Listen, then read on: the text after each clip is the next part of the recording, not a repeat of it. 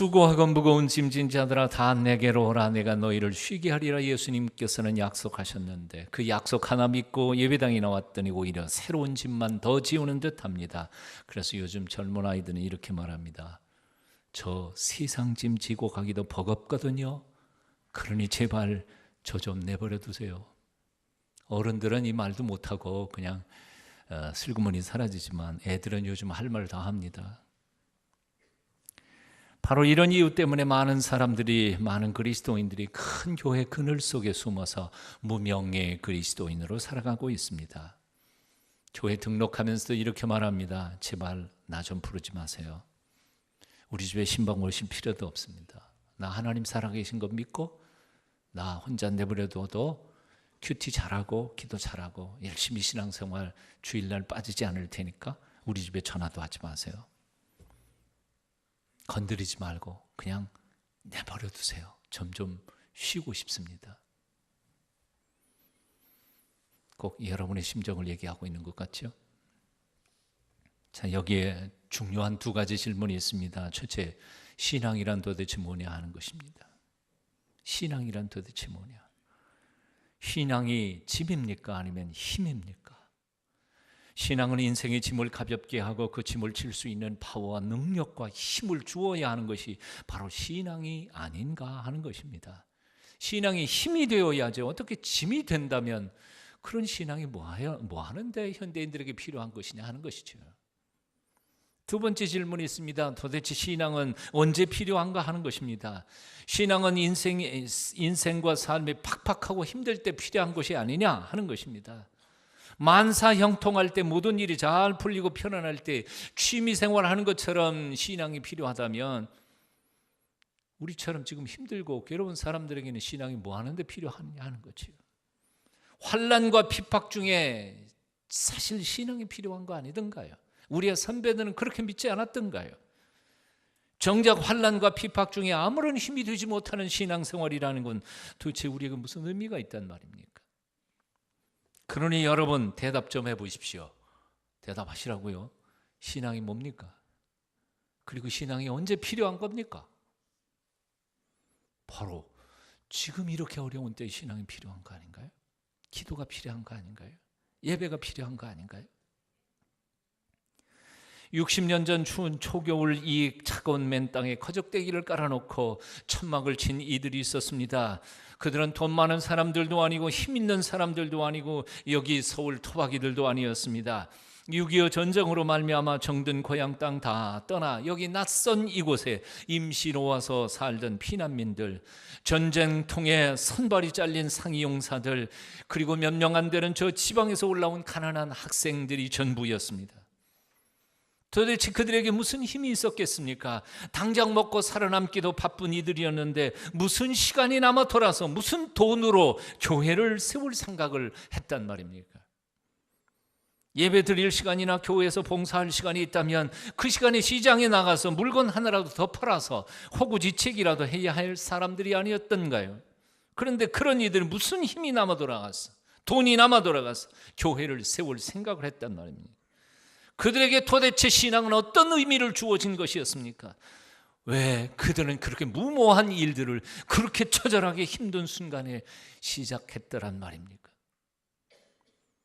이제 첫 질문으로 다시 돌아갑니다. 우리는 무슨 힘으로 삽니까? 무슨 힘으로 일합니까? 무슨 힘으로 봉사하고 예배하고 남을 섬깁니까? 우리의 신앙의 선배들은 예배와 봉사를 짐이라고 생각하지 않았습니다. 오히려 그들은 예배와 봉사와 헌신을 통해서 세상을 살아갈 힘을 얻었던 것입니다. 하루 새벽기도의 힘으로 하루를 살았고 주일 아침 예배를 드리는 그 예배를 통하여 하나님이 지혜와 위로를 주시고 그 힘을 가지고 그 처절하게 힘든 한 주간을 세상 속에서 살아갔던 것이었습니다. 그들은 천국의 소망을 바라보면서 전쟁통에 먼저 죽어간 사랑하는 이들을 가슴에 묻고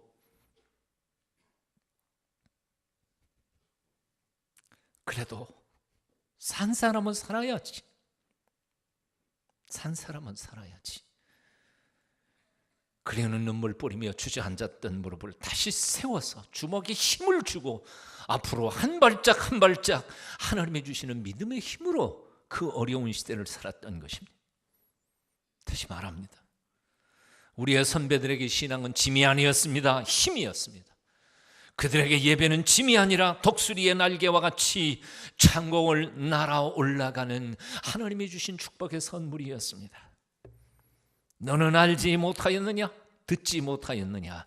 영원하신 하나님 여호와 땅끝까지 창조하신 자는 피곤치 아니하시며 곤비치 아니하시며 명철이 한이 없으시며 피곤한 자에게는 능력을 주시며 무능한 자에게는 힘을 더하시나니 소년이라도 피곤하며 곤비하며 장정이라도 넘어지며 자빠지되 오직 여호와를 앙망하는 자는 새 힘을 얻으리니 독수리의 날개치며 올라감 같을 것이요 다른 박질하여도 곤비치 아니하겠고 걸어가도 피곤치 아니하리로다. 이 말씀을 그들은 글자 그대로 믿었던 사람들이었습니다. 글자 그대로 믿었던 사람들. 하나님을 바라보기만 하면 하나님이 힘 주신다고. 그들은 사도 바울처럼 매 순간 이렇게 위쳐대며 살았습니다. 오늘 본문 고린도후서 5장 7절입니다. 우리가 믿음으로 행하고 보는 것으로 하지 아니함이로라. 쉬운 번역에 보면 사실 우리는 보이는 것을 따라 살지 않고 우리는 보이지 않는 믿음으로 살아가고 있습니다. NIV 영어 성경에 보니까 We work by faith. 우리는 믿음으로 걸음을 걷고 있습니다. Not by sight. 눈에 보이는 대로 살지 않고요. 무엇으로 삽니까? 보이는 대로 사는 게 아니라 믿음으로 산다는 겁니다. 즉 다시 말해서 믿음으로 산다는 것은 보이는 것을 뛰어넘어서 보이지 않으시는 전능하신 하나님 그분을 신뢰하면서 살아간다는 뜻입니다. 6.25 전쟁이 한창이던 그 시절 1952년 11월 셋째 주 1953년에 휴전이 됐으니까 그때는 52년 때에는 한창 전쟁통이었습니다. 삶과 죽음의 경계선을 살았던 사람들이었습니다. 눈에 보이는 것은 오직 절망뿐이었습니다.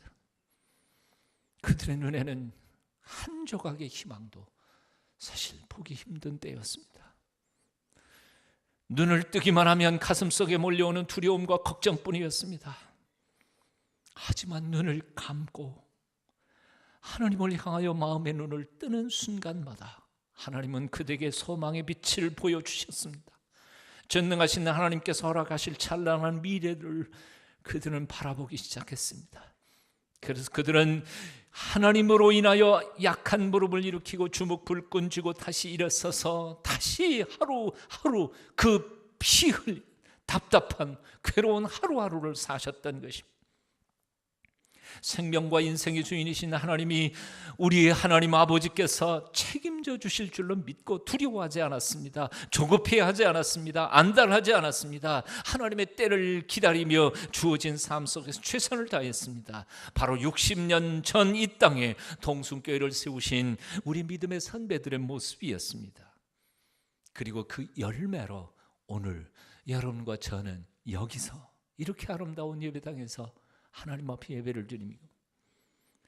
또한 그들의 믿음이 결코 헛되지 않다는 사실을 우리는 지금 이 예배를 통하여 증명해내고 있는 것입니다. 여러분, 예수 믿는 사람들은 시간이 남아 돌아가서 예배 드리는 것이 아닙니다. 힘이 남아 돌아서 봉사하고 남을 섬기는 것이 아닙니다. 남보다 여유가 많아서 구제하고 남을 돕는 것이 더더욱 아닙니다. 예배 그 자체가 힘이기에 힘을 얻기 위하여 예배를 드리는 사람들입니다. 봉사하다가 보면 하나님께서 또한 힘을 주실 줄 믿기에 봉사를 통하여 주시는 하나님의 파워를 믿고 봉사하는 것입니다. 없는 중에도 남들과 나누다가 보면 나까지 풍성해지는 하나님의 기적을 믿기에 우리는 없는 중에도 다른 사람 나누면서 사는 것입니다. 탤런트 최수정 집사가 이번에 철가방 김우수라는 영화 한 편을 찍었습니다. 그 영화는 잘 아시는 것처럼 중국집 배달원이었던 김우수 씨의 짧은 생애를 그려놓은 다큐멘터리 영화입니다. 이 김우수 씨는 한때 젊은 객기로 잘못을 범하고는 교도소에 수감됩니다. 읽을 것도 없고 그러니까 성경도 읽고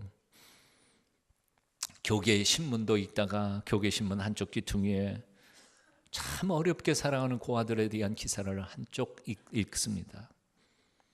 그리고는 마음이 뭉클해서 지금 무슨 돈이 있겠어요? 수감자들에게 매일 돈 몇 푼씩 나오는 거 있잖아요.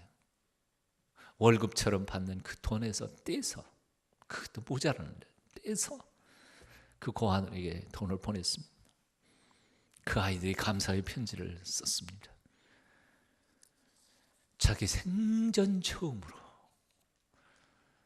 자기만을 위해서 살았고 자기를 위해서 남을 해코지하면서 살았던 자기 생애 속에 생전 처음으로 삐뚤빼뚤 써진 아이들의 감사 편지를 받고는 펑펑 웁니다. 내가 어떻게 살았나, 그리고 앞으로 어떻게 살 것인가 결심합니다. 출소하는 그날로 그는 중국집 배달원이 됩니다. 한 달에 70만 원을 받습니다. 70만 원 받아가지고는 불쌍한 아이들 5명에게 한 명에 10만 원씩 50만 원을 보내고 자기는 20만 원을 가지고 고시방을 전전하면서 살다가 어느 날 오토바이 사고로 세상을 떠납니다. 그 어렵고 힘든 상황에서도 그가 힘을 얻었던 것은 성경이었습니다.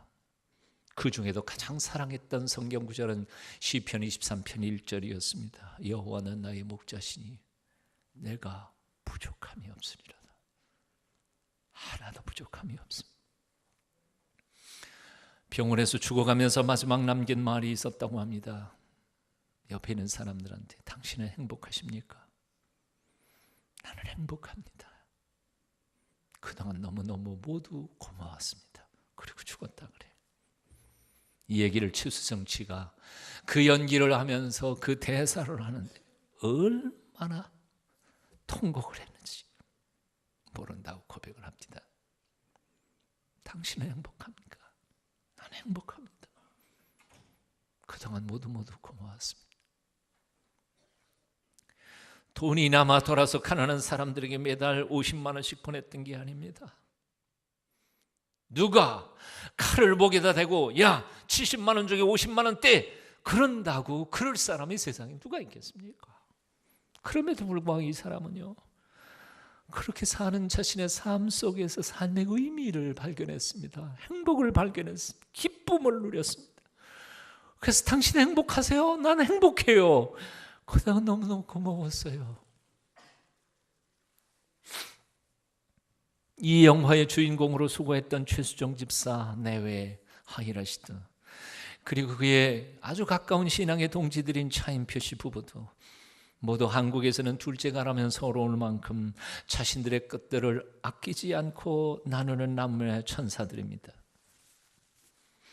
차수정 씨가 어떻게 그 나누는 삶을 시작하게 됐는지를 간증을 하는데 제가 너무너무 감동을 받았습니다. 청년 시절에 잘 살던 주변이었습니다. 아버지가 사업을 해서 정말 모자람 없이 살았습니다. 그래서 동생하고 미국으로 유학 갔습니다.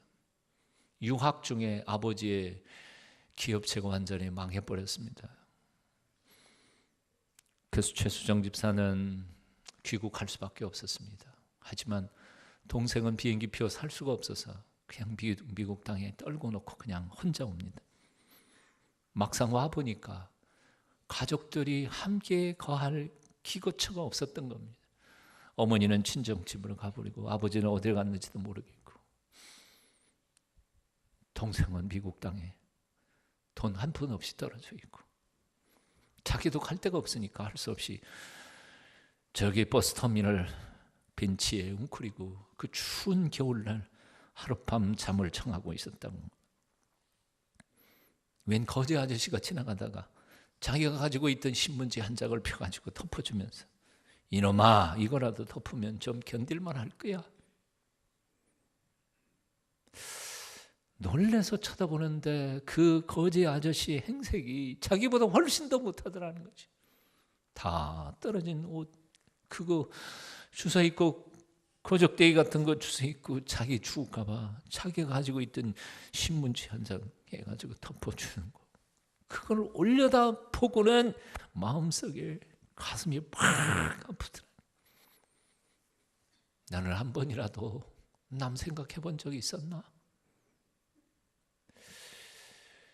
저 아저씨 저렇게 지 살기도 힘들고 보고 올 텐데 어떻게 신문지를 나한테 뒤집어 나를 생각할 수 있을까?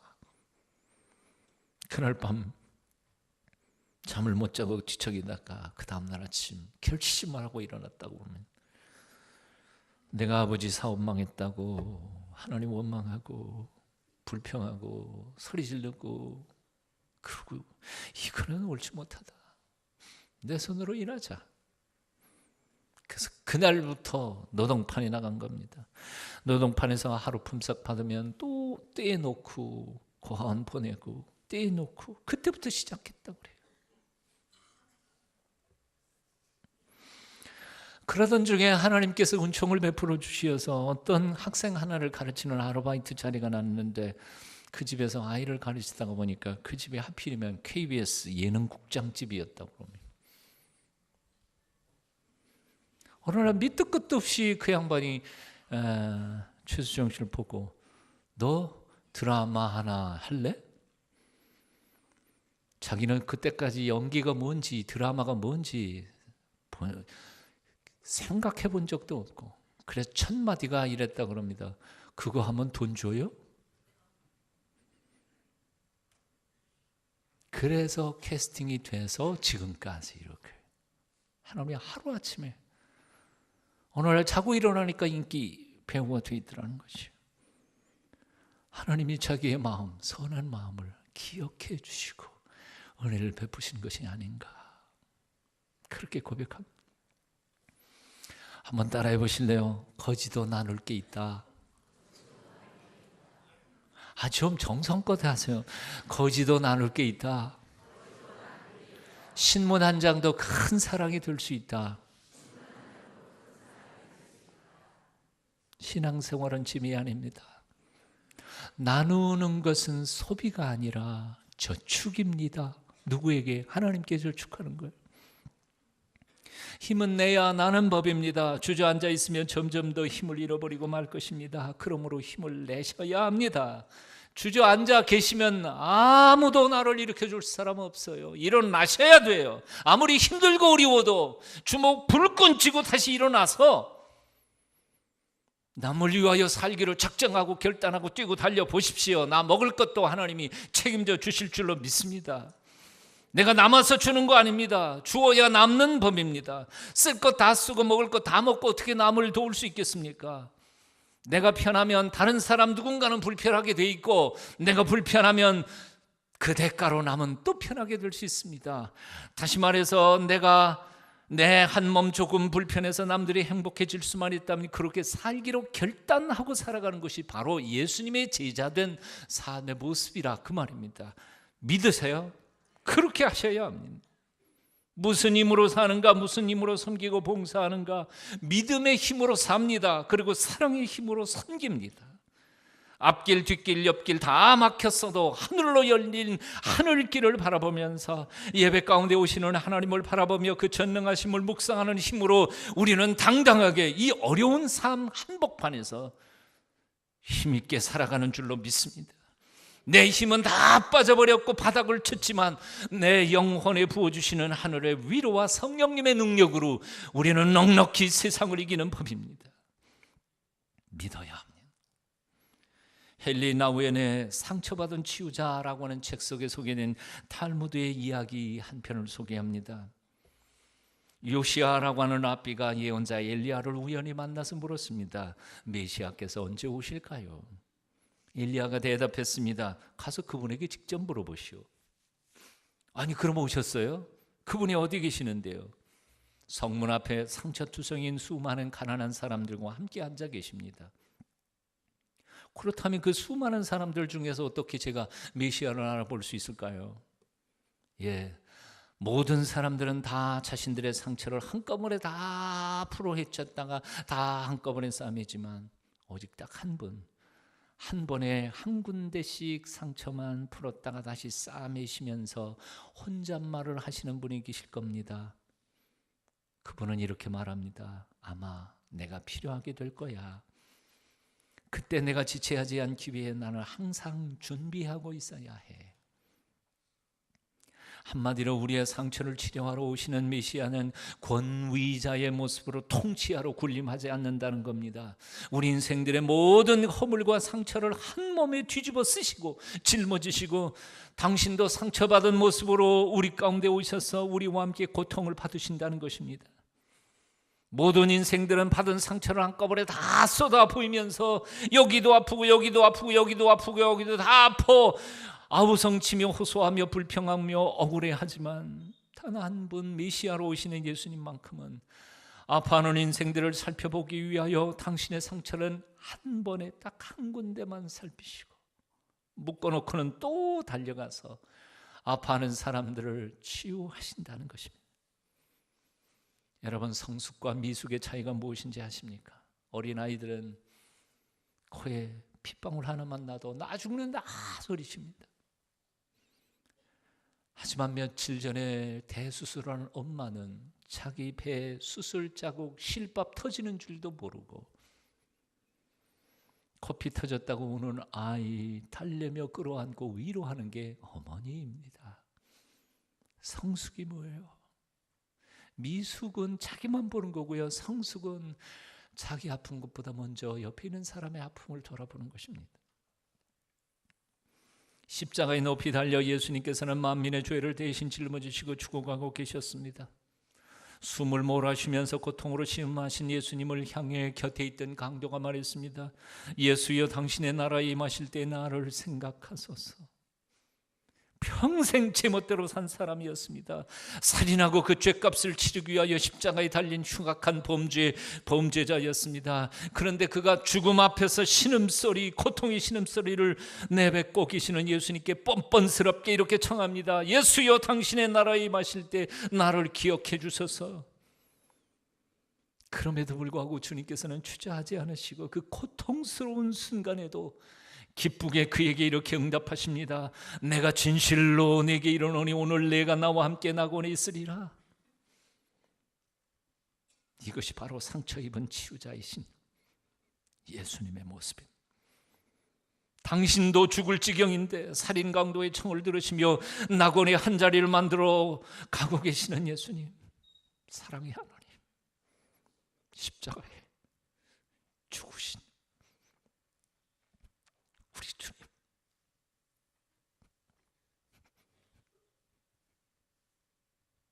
그가 찔림은 우리의 허물을 인하며 그가 상함은 우리의 죄악을 인하리라.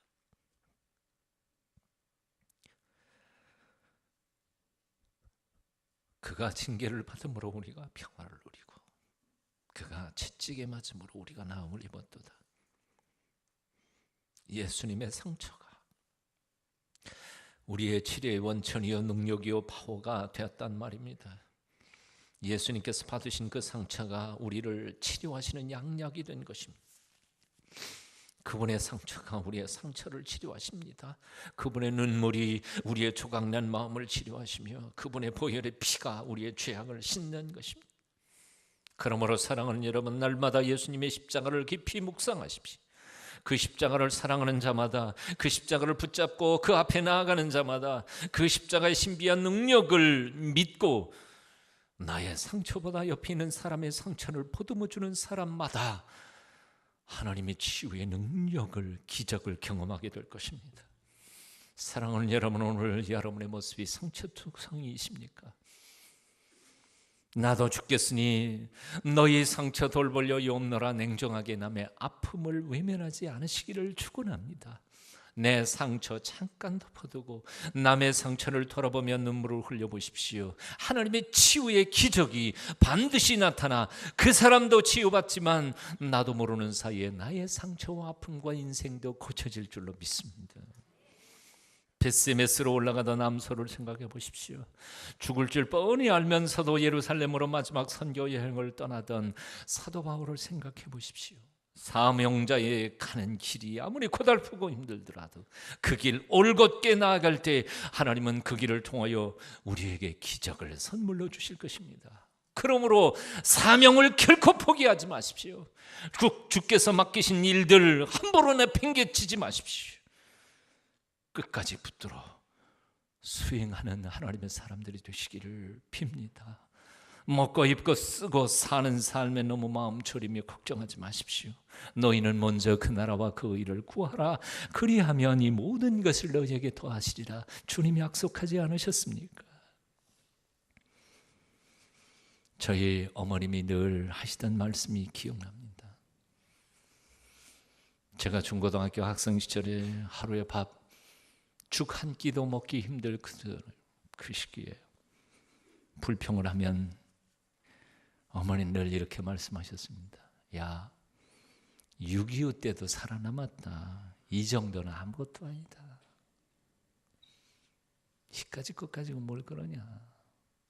우리 어머님 키는 조그만 양반이었는데 어떻게 그렇게 긍정적이고 용기 있고 잘 참으셨는지요. 비결은 그거였어요. 6.25 때도 막 살아남았어. 근데 뭐 이까지 끝까지고 뭘 그러냐. 6.25 때도 살아남았습니다. 아니 6.25 전쟁 통해 교회를 창립했고 예배를 드렸고 봉사했고 헌금했고 구제까지 했고 가난한 사람들을 돌아보았습니다. 지금 우리가 어렵다 해도 이까짓 건 아무것도 아닙니다. 하나님 말씀대로만 살아갈 때 하나님이 우리 인생 책임져 주실 줄 믿습니다. 말씀 드리면서 한번 따라해 보십시다. 6.25 때도 살아남았대. 이까이거 기도하겠습니다.